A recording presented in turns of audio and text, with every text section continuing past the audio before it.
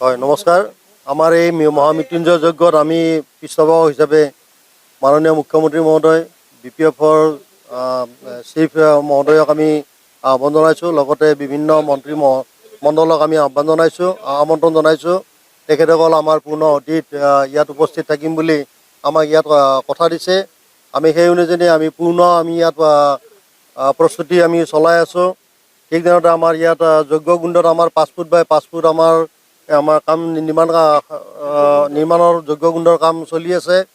আৰু ইয়াতে পুৰোহিত থাকিব প্ৰায় 20 গৰাকী পুৰোহিত, লগতে সহকৰ্মী থাকিব প্ৰায় 20 গৰাকী, মানে 40-50 গৰাকীৰ মানে সকলোৱে লগ লাগি তেওঁলোকে যজ্ঞকুণ্ডত মানে অগ্নি প্ৰদান কৰিব, আহুতি প্ৰদান কৰিব।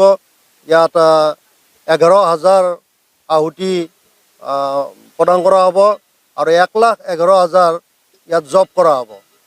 ৰাইজৰ মংগলাৰ্থে এইখিনি কাম আমি হাতত লৈছোঁ আমাৰ শিৱ মন্দিৰ তৰফৰ পৰা। এইটো আমাৰ অসমৰ প্ৰথমটো আমাৰ শিৱ মন্দিৰ, মহামৃত্যুঞ্জয় মন্দিৰ। আৰু আমাৰ এই শিৱ মন্দিৰ যিটো ইয়াৰ আমাৰ 75 বছৰ ইতিমধ্যে অতিক্ৰম কৰিছে। 1951 চনতে স্থাপিত হৈছিল। গতিকে দুয়োটাৰ লগতে সামঞ্জস্য ৰাখি আমি এই মহামৃত্যুঞ্জয় যজ্ঞ 25 বছৰৰ বিৰতিত আকৌ আমি ইয়াত অনুষ্ঠিত কৰিবলৈ লৈছোঁ। গতিকে সমূহ ভক্তমন ৰাইজকে আমি ইয়াত উপস্থিত থাকি লগতে সহায় সহযোগ আগবঢ়াবলৈ আমি অনুৰোধ জনাইছোঁ। আমি ইতিমধ্যে আশা ৰাখিছোঁ প্ৰায় 20,000ৰ ওপৰ মানে কি বুলি কয় ভক্তপ্ৰাণ ৰাইজে, পুৰুষ মহিলা ভক্তপ্ৰাণ ৰাইজে আমাৰ এই শোভাযাত্ৰাত অংশগ্ৰহণ কৰিব। আৰু বাগৰুম্বা, বিহু, ঢোল তেনেকুৱা ধৰণৰ বিভিন্ন ধৰণৰ সাংস্কৃতিক অনুষ্ঠানে এই সাংস্কৃতিক অনুষ্ঠানবিলাকে এই শোভাযাত্ৰাত অংশগ্ৰহণ কৰিব। আৰু বাৰে সাংস্কৃতিক অনুষ্ঠানত আমি সমূহ ৰাইজৰ উপস্থিতি সাদৰে কামনা কৰিছোঁ।